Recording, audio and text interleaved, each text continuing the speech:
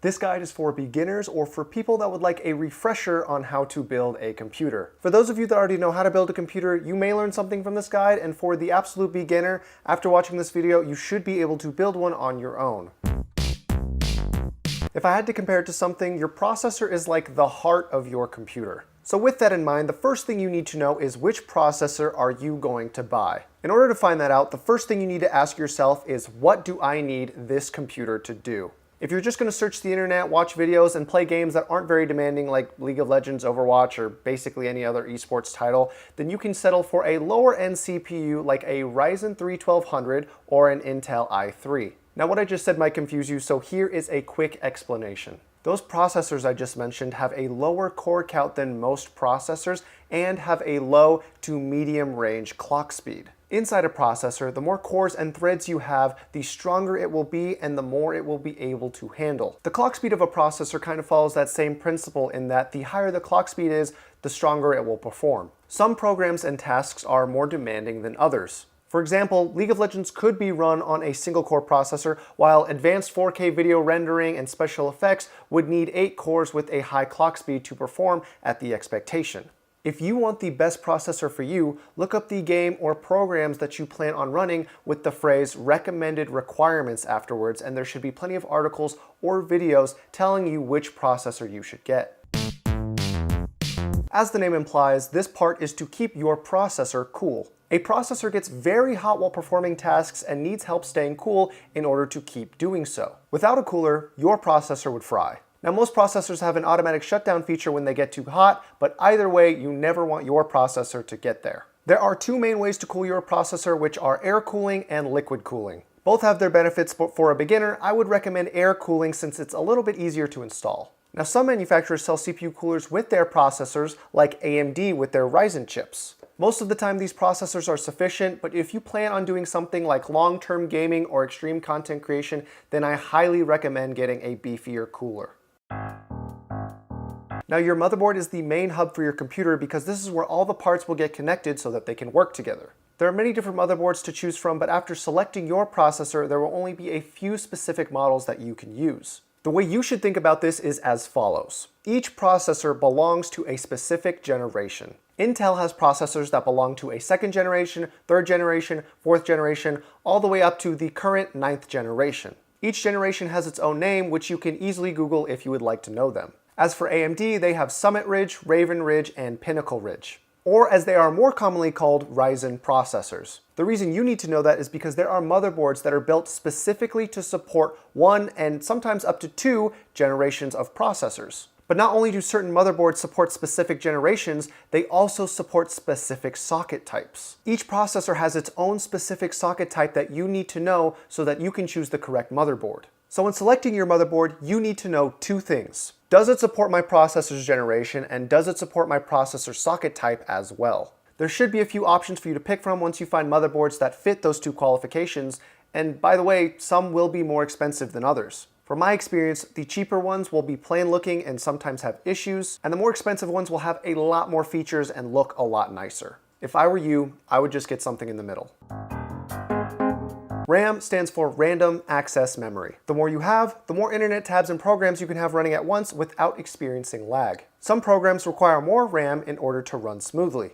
To make this simple, if you plan on streaming while gaming or doing content creation, get 16 gigabytes of RAM. If you're just going to game, search the internet, and watch videos, then get 8 gigabytes of RAM. You can get less or more than that if you want, but since this is a beginner's guide, that's my recommendation for you. Also, small side note, if you're buying an Intel processor, the frequency of your RAM really does not matter all that much. But if you're getting a Ryzen processor, try to get higher frequency RAM if you can afford it. It will help with your performance, not necessarily enough for a beginner to notice, but it will definitely help. It will help with your performance, maybe not enough for a beginner to notice, but it is definitely worth it. One last thing about RAM, there are actually different types of RAM. If you want to know which kind of RAM you need, if you check the specifications of the processor you buy, it should tell you there. For the most part though, if you were buying a processor that was made in late 2015 onwards, you'll most likely need DDR4, and if you bought a processor that was made in 2015 to as early as 2007, then you will need DDR3 RAM. I'm not going to give you any suggestions for processors earlier than 2007 because you should not be building a computer with hardware older than that unless you have a YouTube channel and you're just trying to do something crazy. So inside a graphics card is a graphics processing unit, aka a GPU. Now there are a lot of different ways to think about which option would be the best one for you. However, I'm going to teach you the most straightforward approach so that you can choose the best card for you regardless of what brand you go with. There are three main specifications for graphics cards that let you know how good they are: the clock speed, the amount of VRAM, and the memory bus width. The analogy I like to use to explain these specs is a street. Basically, the busier the street, the better the card is. Think of the clock speed like a speed limit. The higher it is, the faster the cars can travel down the street. Think of the amount of VRAM like how many cars go down the street per cycle. And then think of the memory bus width as how many lanes there are on that street. The cars are supposed to represent data, and basically the more cars you have moving and the faster they can travel, the better performance you will get out of your graphics card. However, if you can't understand that analogy, here is my recommendation to you. Do not ever get anything lower than 1000 megahertz clock speed, 2 gigabytes of GDDR4 RAM, and 128-bit memory bus width. It's not that specs lower than that are unplayable, but they will definitely be less enjoyable. This one is pretty easy to understand. You need a power supply so that all your parts can have the power to run. Parts like your processor and graphics card will have a recommended wattage when you look at their specifications. If you add up that recommended wattage and buy a power supply with that much wattage, you should have more than enough power to run your computer successfully. For the most part though, what I have come to learn is that if you use power supplies that come with a little less wattage than what they recommend in the specifications for your parts, you'll usually be fine. I'm not saying you should do this, but I've been able to run computers where the recommended wattage was 650 watts on a 450 watt power supply. The other specification you need to look out for when buying a power supply is the rating. From lowest to highest, they are as follows. Non-rated, 80 plus, 80 plus bronze, 80 plus silver, 80 plus gold, 80 plus platinum, and 80 plus titanium. The higher rating you have, the more power efficient your power supply will be. In detail, this means that your power consumption will more accurately reflect what your computer needs depending on what tasks it's being asked to run. Also, my warning to beginners is that out of all the parts to try and save money on, don't let one of them be your power supply. Cheap power supplies are more likely to have issues, and the worst case scenario is that if your power supply goes bad or fries, it has the potential to fry all the other components in the computer with it. That doesn't mean get an 80 plus titanium rated power supply, but if you do get something 80 plus bronze rated, you should be fine. Also, there are different sized power supplies, but unless you're getting a mini ITX motherboard, just get the regular sized ATX power supply. Now notice I wrote drive, not hard drive. In this day and age, what you want your computer's operating system to work off of is a solid state drive. Long story short, this will make the turning on and off and the load times of your computer significantly faster. Now, if you like storing a lot of photos, videos, or other files, then yeah, you can get a hard drive for additional storage, but if you don't, just buy a solid state drive. And in case I didn't just make this clear, you can have multiple drives inside your computer. This is the glue you will be using to keep your CPU cooler on your processor. The reason we specifically use thermal paste is because its compounds make it better for heat transfer. The other reason we use it is because on a microscopic level, the lid of your CPU and the base of the CPU cooler have cracks that the human eye cannot see. What the thermal paste does is it helps fill up those cracks for a more clean heat transfer from the CPU to the CPU cooler. Now, before you pick the prettiest case you can find, you need to make sure that your case will fit the motherboard you selected as well as all the other components. Now, unless you're getting a giant graphics card or CPU cooler, you pretty much don't have to check the specifications for either of those. If you got an eATX or ATX sized motherboard, then you will need an ATX sized case. If you got a micro ATX sized motherboard, then you will need a micro ATX sized case. And finally, if you got a mini ITX sized motherboard, you will need a mini ITX sized case. Now, most ATX sized cases will actually support micro ATX and mini ITX motherboards as well. However, if you do end up getting a giant ATX sized case with a mini ITX sized motherboard, your build is going to look really silly when you have all of your components crushed into a corner and the rest of your case empty with nothing inside of it. After you get the right size, there are a lot of other features to consider before actually buying your case. For the most part, read the reviews and see what people are saying about the cases you're interested in so that you can see if it's a good fit for you. But the one thing I highly recommend you look for built into your case are SSD mounting brackets. Otherwise, you will have to buy one separately. Now, I hope I can safely assume you are a man or woman or non-binary of culture and are going to get Windows. There are a few sources where you can get a licensed key for cheap, like scdkey.com. If you use my code KY1, I don't get any money for it. It's literally just there to help you guys save money, and eBay and other online markets. However, if you want, you can get an unactivated version from Microsoft's website for free. Disclaimer, this is not illegal, no matter how many dumb people in the comments try to convince you otherwise. It is not stealing or pirating Windows, which I do not support, by the way. Now, that should be enough explaining. I've got all these parts behind me. Let's get into the actual building process. Okay, so because this is a beginner's guide, not gonna go too crazy in depth on why we do certain things while we're building, but I just hope that you guys will trust what I'm saying, has a reason behind it, and you should pretty much do it almost all the time unless there is some absolute genius in the comment section who says otherwise. We're taking our motherboard out of the anti-static bag and we're gonna place it onto the box of the motherboard. The reason we put it on top of the box is because there are pins back here that we do not want to scratch or break. Plus, we don't have to worry about scratching up a table if we just put it here on the box. Static electricity is the #1 killer of computer components. I mean, maybe not the #1 killer, but it definitely can happen. If you are very nervous or scared about that happening to you, it is unlikely it does, but it can happen. You can get one of these. They're called anti-static wristbands. How they work: strap it onto your wrist, clamp this onto metal that would keep you grounded so that no static electricity can travel through your body. Unless you're dancing on carpet in socks, you really shouldn't be worried about static electricity. But if you want peace of mind, they cost like $6. I'm not using this, I just thought I would show it to you just in case you want to get one. We're getting our processor. Sorry that mine's a little dirty, it's used. I got an i5-6400 from Intel. This is a 6th generation processor and its socket type is 1151. This motherboard is a Z170 by, I think, Gigabyte? Yeah, by Gigabyte. Based off of those numbers, I personally know that this motherboard is an 1151 socket and supports 6th generation and up to 7th generation Intel processors. If you want to know, just off the top of your head like I do, what I highly recommend you do is search what generation processor is compatible with what motherboards. Now, because this is a Z170, the Z indicates to me that this motherboard is overclockable. This processor is not overclockable. Some of you might think that's a waste of money, but like all my other parts, I got this used for a very good deal. So I'm using what I have available to me.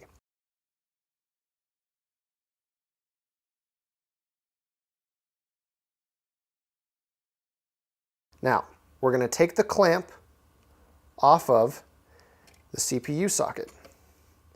We'll just lift this back. It's not sensitive at all, don't worry about it. Now we're going to place our processor in the socket.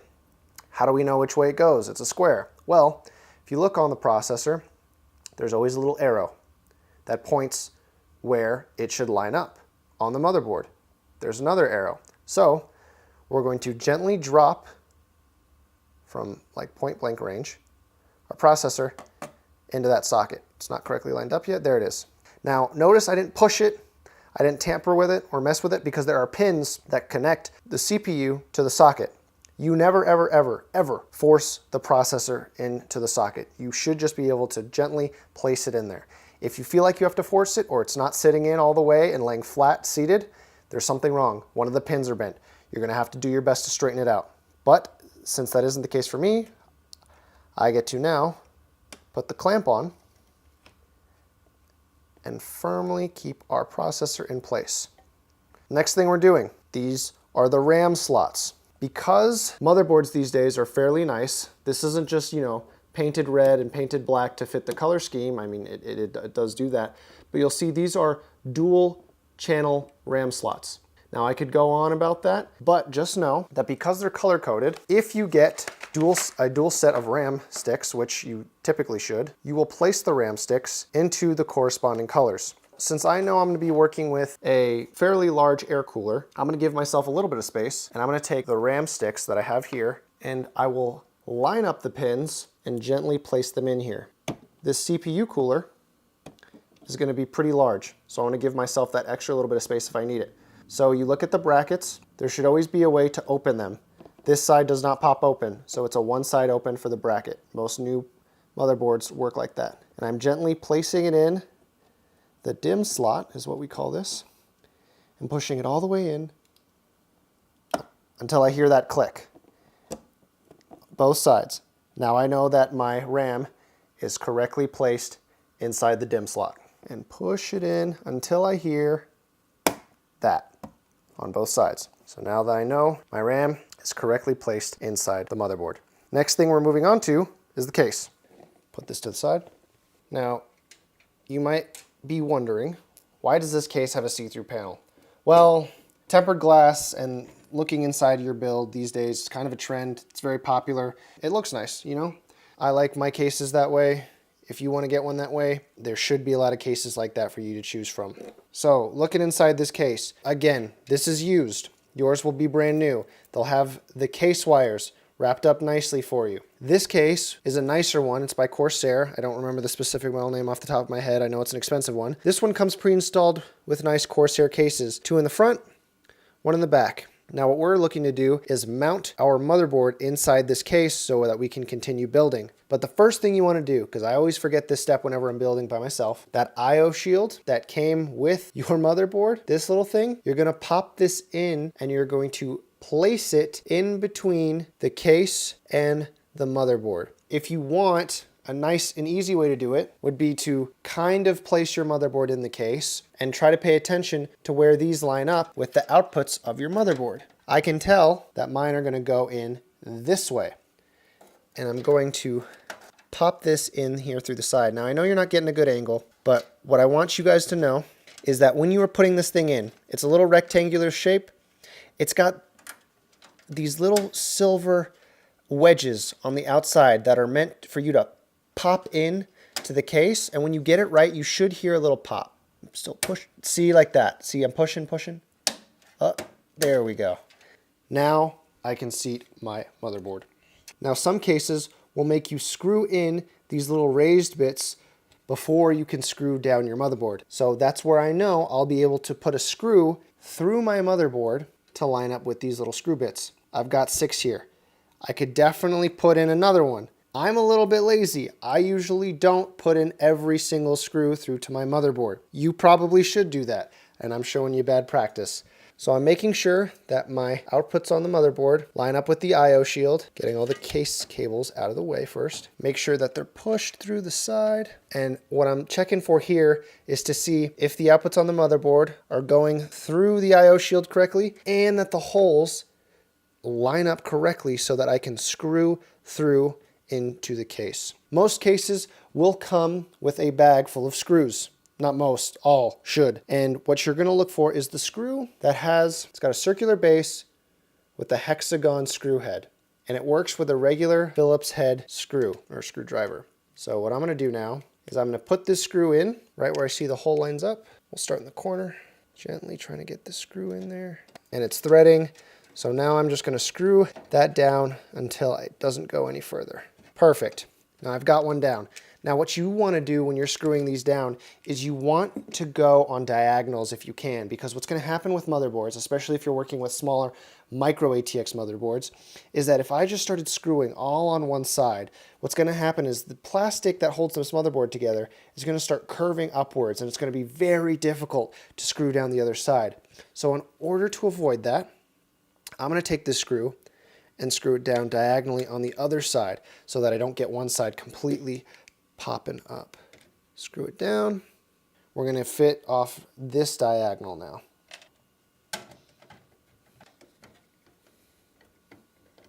A small side note while I am putting in this last screw, you never want to force the screw in super tight. Like you want to go until you can't really move it anymore, but there's always that little point where you can really force turning the screw more if you want, but I highly recommend against doing that. The reason I say that is because if you ever want to take the motherboard out, those little screw sets that are in between the case and the motherboard right now that I pointed out earlier, those can still be turned. If you screw this too tight and you start turning those at the bottom, you've basically permanently fixated this motherboard to this case. And something I highly recommend doing once you get into PC building is making it so that you can reassemble this, because what you can do and what you should do is when you look to upgrade your computer, is you make it easy to sell your old one so that you can subsidize costs for the new one. So we've got the RAM in, the motherboard's down, mounted on the case, processor's in. We could do one of two things right now. We could put in the graphics card, or we could put in the CPU cooler. Either one works. I personally am going to go for the graphics card next, so I'm going to get that out right now. So we have an MSI GTX 1050 Ti, and you'll probably notice by now, but I am going for a black and red theme. It's not really anything that you should be too concerned about your first time around, but if it's something, you want to do, it does, make the aesthetic of the computer look a little bit nicer. Now you'll notice here with this motherboard that this has 3 PCIe Express 16 slots. Now it's pretty intuitive with your graphics card having as many pins as it does to put it in one of these slots. Which one do you want to use? Well, as long as it says PCIe X16, any of them will work. If it says anything lower, like it does here, PCIe X8, you want to avoid that. It'll lower the speed of your gaming performance just a little bit. I'm not going to go too into detail with that. That's something you can look up in another video. But see, I can notice here it says PCIe X16, so I want to put it in here. I'm going to go ahead and take out these brackets on the side here of the computer.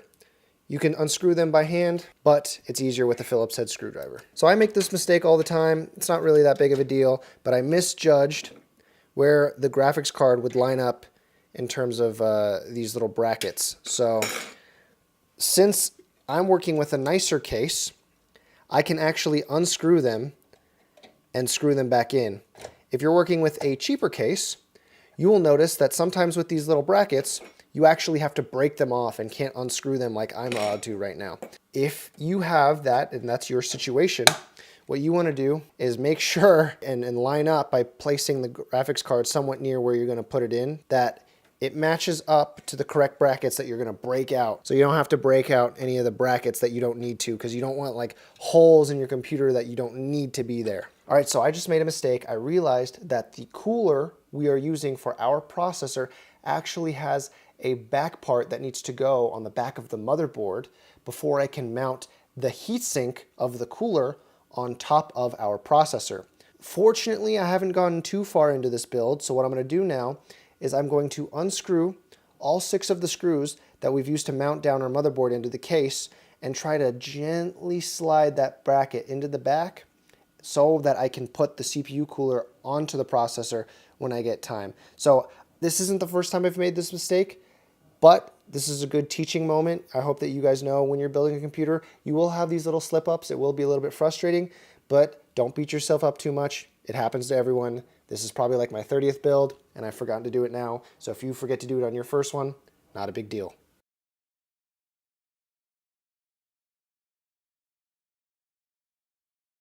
Okay, so I've got the piece now that goes on the back of the motherboard, and while I shouldn't have rested it face down like that, I know from experience that computer parts are actually not as sensitive as we might believe them to be, which is why I let myself get away with some bad habits. That doesn't mean you should copy me. So now that I've gently placed them through those holes, I'm going to flip it back over while holding it in place, and I'm going to keep these holes in place now by screwing them down with the parts that came for the CPU cooler.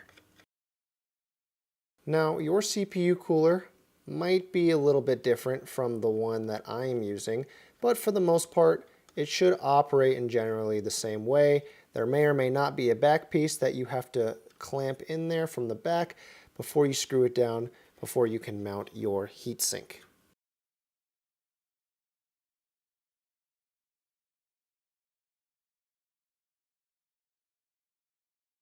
Now, I didn't mention this before, but with your graphics card, the same principle kind of applies with the RAM, where you're gently pushing down until you hear that snap in. Once that happens, you can take those same screws, or different screws, depends on your case, and screw the GPU bracket down in place, because the fans on your graphics card are going to be spinning pretty fast. And if you don't have this thing screwed down securely, your graphics card's going to shake, and you're going to hear it in your computer when you turn it on. I've had that before. It gets very annoying very fast. So make sure this thing is in a secure position. So now the next step you would believe that you would want to put in the CPU cooler, the heatsink, and the fan that go with it, but we're not doing that yet. The reason we're not doing that yet is because I'm going to show you guys all of the different connections really quickly that still have to be made. So we have a case fan connection here. We have the CPU power here. We have the CPU cooler right there, the 24-pin motherboard power connector here, potentially another system fan here. We have the USB here, and we have some case connections for the panel right here. Now, like I noticed up here, if I put in this giant heatsink, and this isn't even all of it, this is the fan that still needs to be attached to the side. If I put this in right now, it would not be easy at all to reach back here and put those extra connections in. So what I'm gonna do to make this a little bit easier on myself is I'm gonna open up the back side of this case now, and I'm gonna start installing our power supply so that I can correctly cable manage everything the way that I want it as best as I can before I put in our CPU cooler. So your case might be bigger. There might be more space for your hands up here if you were to install your CPU cooler before plugging everything in. But I'm noticing here that's not going to be the case for me. So I'm going to go ahead, install the power supply, make sure I have all my connections made to the motherboard the way that they need to be. So power supply, let's unbox it. Now it should be pretty intuitive where this thing's going to go. We're going to take this, put it at the bottom of the case. Now, there's a big debate sometimes, well, it's not too big of a debate. Most of the times people would say the fan should actually be facing downwards so that any dust gets blown out through the bottom of this ventilation system in the case. However, you have to take into consideration the airflow coming into your case and the airflow leaving your case. Now, if I look at the fans here, I can tell that because the blades, they're kind of showing this way instead of this way, I guess concave, convex, I don't know which one it is, but because the fan blades are bent like this, I know that air is going to be sucked in and blowing this way into the computer. And if I look at the two front panels, because they're faced like this, pointing outward, I know that air will be blowing out through here. So the only air coming into this system is actually right here. So if I really wanted to, I could flip this fan face up like so, but I know how good Corsair fans can be. And I know that if I really feel like I'm lacking airflow, I can install some more fans up here. So what I'm gonna do is install the power supply with the fan facing downwards. Every case is pretty much the same. There are 4 very obvious screw holes that you need to line up for your power supply on the side. 1, 2, 3, 4. They're pretty much all directly in the corner. It is very obvious where these screws should go. So once you got your power supply lined up with the rectangular hole, screw the screws in.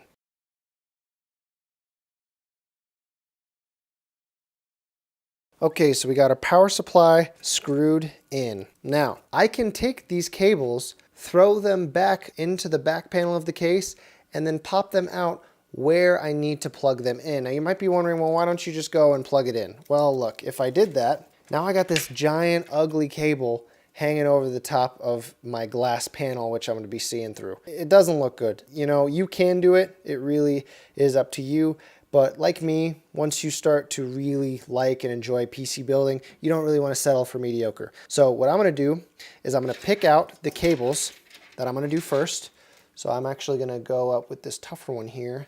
So I'm going to get my 4-pin CPU connector, and you'll notice that they write on here CPU right there. So I'm going to loop it back through this rubber protective grommet and then bring it back up here so we don't have a long cable sitting in our way. You need to take off the back panel, so follow along as I do this.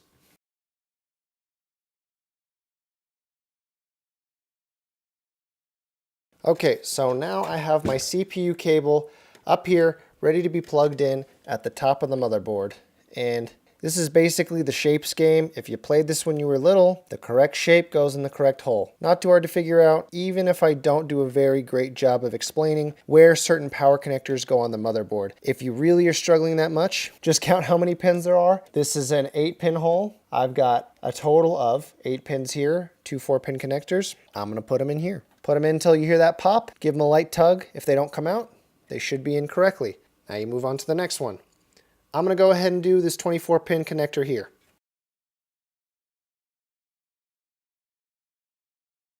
All right, got the 24-pin connector ready to be put in. Now you'll notice most 24-pin connectors like this, they go 20-pin, 4-pin. It's a little weird. Sometimes it's hard to handle.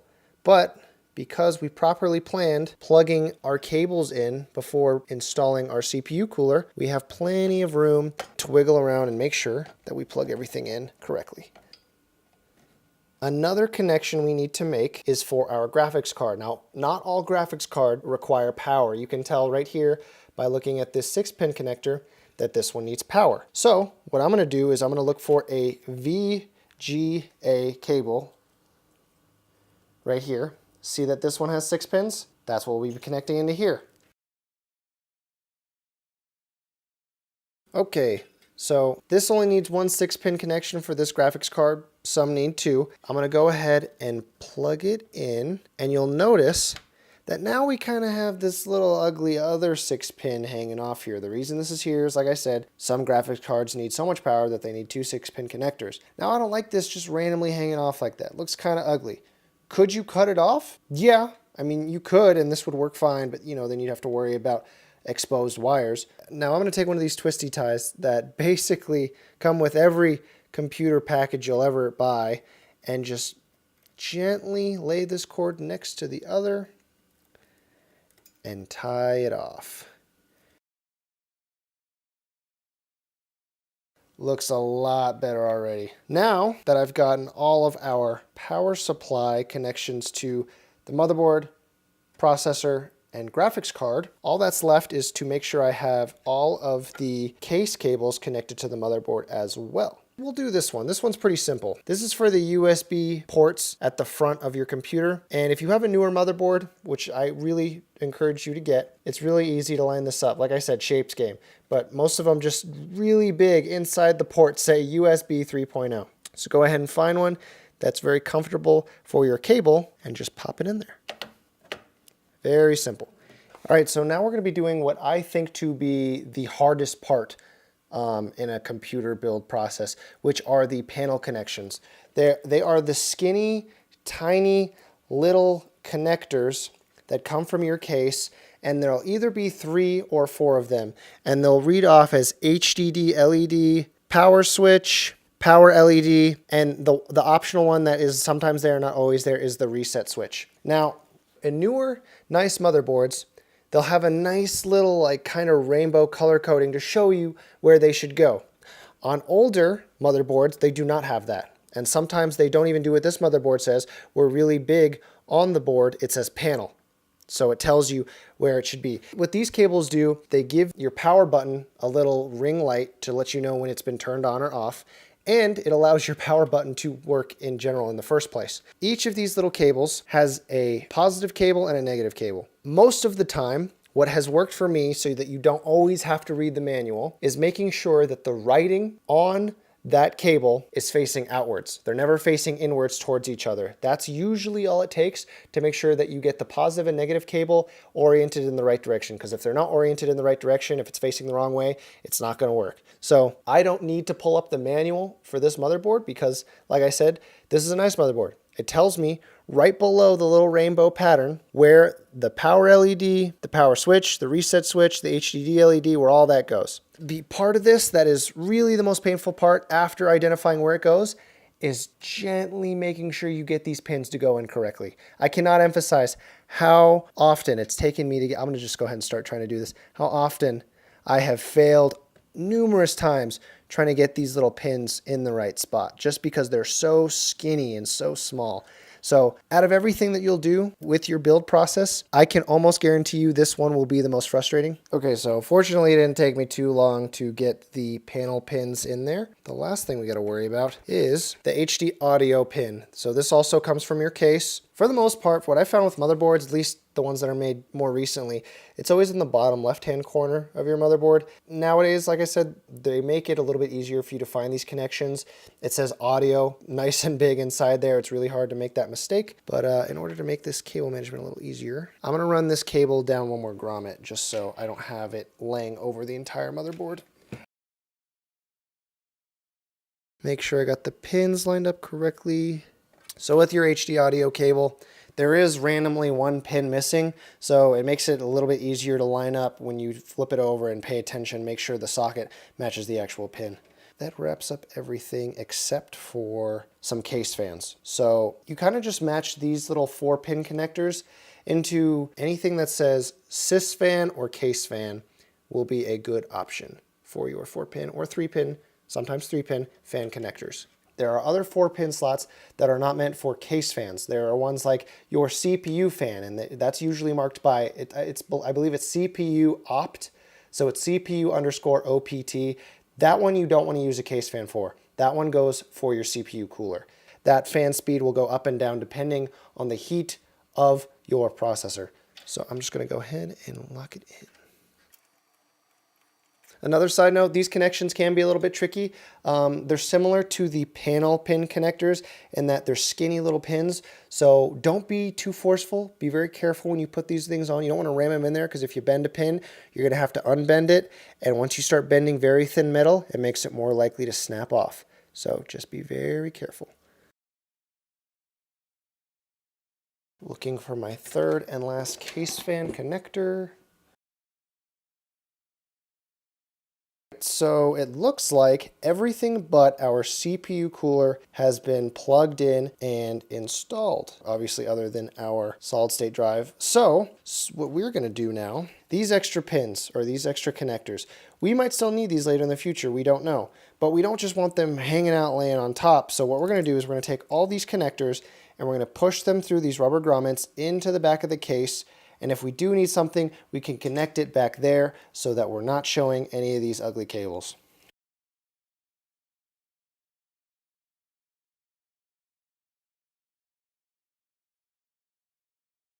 So I know that we will need these SATA connections. You can tell that they're SATA by the little L when you look inside the pins. I know we'll need these later, but I don't just want to lay these underneath the case and kind of crush them. You can do that. I've definitely done that in the past and there's not really an issue. But just for the sake of now, just so these kind of don't get crushed so that viewers like you get bad habits, I'm going to tie them up with another twisty tie and kind of throw it in a socket, well not a socket, in an opening in the case. And we'll leave them there for the time being, but it's not going to stay like that permanently. Okay, here's the heatsink. I'm going to go ahead and screw this thing into the mount that we screwed in earlier. This is the fan that will be connected to that heatsink. I just want to make sure there are no spacing issues. Quick tip, these fans that come onto your CPU cooler, the heatsinks, they can actually typically either be installed on one side or the other side. I think for the most part they always come pre-installed, so the fan snaps on, like I just have it now. In order to get it off, you just kind of lift these little clamps. So because this heatsink will be in here, and we're going to have air coming in right here, blowing onto the heatsink, I'm actually going to switch sides and have the fan placed on this side so we can get a better use of our airflow. Because if the air's blowing directly onto here, we don't need a fan kind of getting in the way of that. This metal is going to get really hot because it's going to be sucking that heat up from the processor. So what I hope what will happen is that air will blow onto the heatsink, cool that down, and this fan will suck the air off of the heatsink and make it even more cool. That's the hope, at least. Now that we've got it snapped on, we're going to go ahead, line up the screws, and get our CPU cooler in place. Oh, guess we can't get it in place because the fan is actually in the way now. So, screw the heatsink down first, then install the fan afterwards. Hi, this is Chris from the future, and I'm here to let you know that for whatever reason, the footage of me applying thermal paste onto the processor is corrupted for whatever reason. And as much as I would like to be able to demonstrate that for you, I'm just going to let you know how it kind of went down. Basically, you take your little tube, you uncap the top, you put a little pea-sized drop on it. There are a million different ways people tell you all over YouTube on how to apply thermal paste. I go with a little pea drop. Other people say X, they say a little line, they say a little swivel, an S, whatever. I put a little pea drop in the middle because once you put the CPU cooler on top of it, it's going to mush and spread out. And the most important thing you want to do is cover the very center of the processor You want to cover the whole top ideally, but the main source of that heat is coming from the little silicon chip right in the middle of your processor. So enough from Future Chris. Let's go back to the video, but I just thought I'd let you know that I did apply thermal paste, so don't think I didn't. Same rules with screwing apply as last time. Screw it down, not so tight that you ruin the screw connector underneath, and always do a diagonal. You should always expect the fourth and final screw to be the most difficult. It's always the one that wants to go down the least. Okay, perfect. So it's on there, looks good. Now I notice that before I can put this fan on here, that the CPU opt port that we talked about earlier is actually going to be blocked if I just go ahead and slide and clip the fan on. So what I'm going to do is I'm going to attach that before, if it'll go in. Yeah, I'm going to attach that before I snap the fan onto the heatsink. Make sure that you always plan ahead when you can in PC building, because it will pay off dividends and it will save you headaches. I promise. Looks like it's clipped on pretty safe. I'll try to tuck this wire away as best I can. And everything looks pretty good.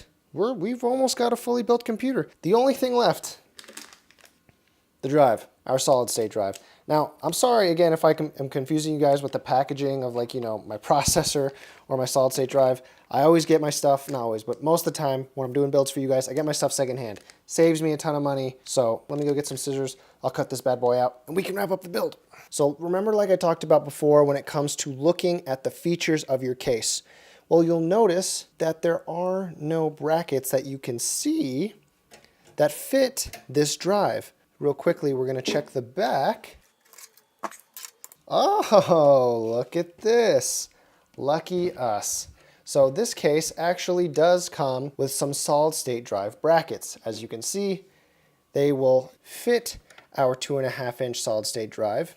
And what we're going to do now is get the right screws. They should come with your case or solid state drive. I'm going to have to go find some because, like I said, all my stuff's secondhand. And you'll screw them into this little bracket. Let's see if I can get this out. Oh, you got to unscrew them. Jeez. Not all cases have similar SSD mounting brackets. There we go. And let's see, where do the screws need to go? You want to make sure that your SSD is facing outwards so that you can connect your power and data cable. Oh, you might actually just be able to...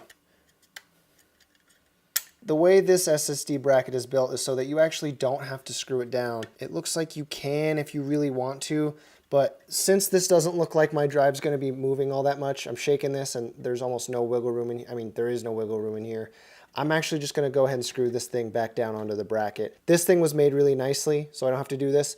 But like I said before, if your case does not come with a solid state mounting bracket like this one does, you will have to buy your own. Okay, if this is our drive, if this is where our operating system is going, how do we connect that to the rest of our computer? Well, you need two things. You need to be able to power it, and you need to be able to get data from it. So here, it's called a SATA cable. This is the smaller one. The smaller one is for data. So we're going to go ahead, connect this cable through here, and then before I line it up through the grommets, I'm going to check to see where the other SATA cable port is on the motherboard before I go and do that. But like we said before, we also need the power cable. So I'm going to undo this twisty tie that I did earlier, hold these cables for me. So let's see, we have a few, but I'm going to go ahead and use this one because I think it'll give me the best possible control later for when I actually want to tie all these cables up in the back. So you plug, go it in all the way. I heard it pop, or not pop, but snap into place. Now be careful. These SATA cables, these L brackets are very easy to break. You break this thing, you're going to have to get a new one. They're not easy to fix. They're just a pain in the ass once they break, so make sure you don't break it. I'm going to look for where a SATA port is. They're right here. Sometimes they're stacked up on the side. You don't look down directly at them. They're coming in from an angle. I need to slide my SATA cable through.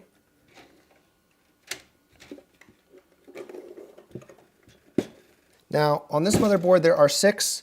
You can typically plug them into any one. It really doesn't matter. So I'm going to try and get this into port 0. Boom. Got that into port 0. And technically, right now, if we plug this computer in, everything should work. But before we do that, because I'm going to teach you guys how to build a computer the nice looking way. We got to manage all these cables. Now what I do most of the time is I take all these things, and if I can hide them and they don't show when I'm looking through them in the front panel, it's like they don't exist. But I'm going to do a little bit of a better job here, and I'm going to try and tie these off with that one little twisty tie. So these cables line up here pretty decently. Under here, wrap these bad boys up, clip that off to the side, lay them over here. Now they're not so loose. The SATA cable and the CPU fan, you know, they're not going to flop around too much. This cable management, for me, it's not perfect. I'm not going to be plugging in any more drives to this build. So now I'm going to take my back panel, which we removed earlier, put it back on, slide it in. Perfect. Take those two screws, flip this bad boy back over. So everything looks good. So now we put this panel right back in, slide it into place, screw this down, and now it looks like all we have to do is install our operating system, and this thing will be good to go. Before we take it over, I'm going to do this quick explanation here, kind of huddled into the camera. I have Windows 10 installed on this little thumb drive. This is the unactivated version I told you about. There are plenty of tutorials on YouTube that show you how to get an operating system, Windows 10, unactivated for free. The one specific tutorial that will be best is actually made by Nerd on a Budget by Danny Lee.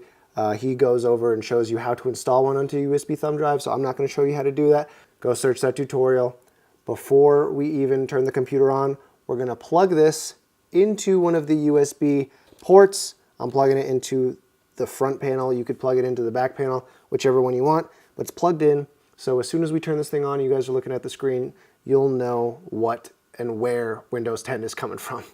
At this point, you should have the power cable that came with your power supply plugged into the computer, plugged into the wall, and at the very least, have your mouse and keyboard connected to the USB ports in your motherboard that, you know, came through the I/O shield, and then have the USB stick that has Windows 10 on it plugged into another USB port coming out of your computer. Small side note, before you press the power button on and you freak out and think that it's not working, make sure that that little power switch on your power supply has the little dash pushed in, because that means on. You can turn on and off the power supply on custom built computers, so make sure that's going on before you freak out. Hey, there we go. All right, so okay, nay. Reboot and select proper boot device. Okay, it looks like I just have to press F12 the second the computer comes on. Delete or F12, either one. Delete.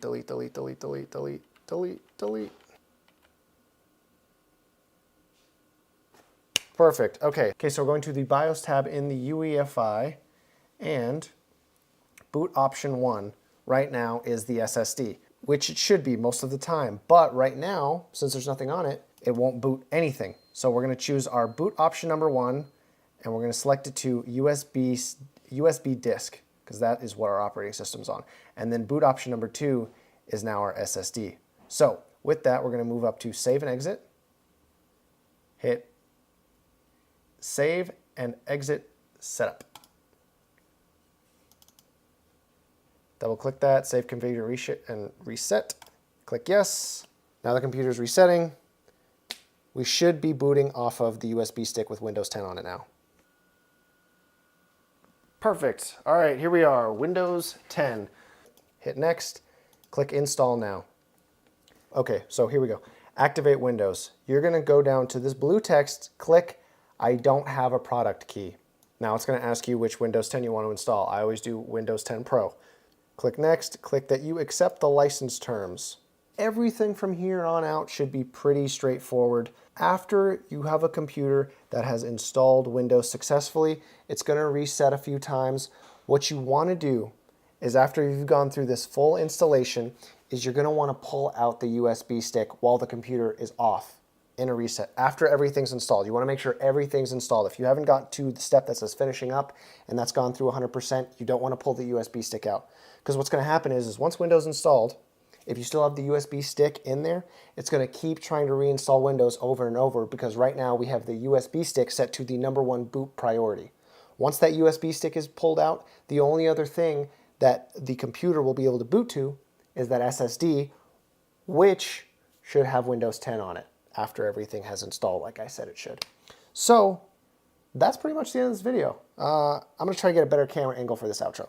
And that is the end of this video. It was a lot longer than I thought it was going to be, but hopefully I can edit this down to a very digestible length for you guys. If you found anything confusing, please leave a question in the comments. If it is relatively simple to solve, I might tell you to search it and Google it on your own, because for the most part, every aspect of computer building typically will have an entire answer in video format on YouTube, because there are so many facets to computer building. It's very hard to condense it all down into one simple video. So I hope that you guys understood everything. I know that I kind of rushed through the Windows installation. If it was confusing at all, again, I know this is a little bit of a cop-out answer, but I highly recommend that you go search a tutorial on YouTube. Installing Windows 10 is pretty easy. Even if you've never done it before in your entire life, there are only a few options, and it takes common sense to just, get the thing done.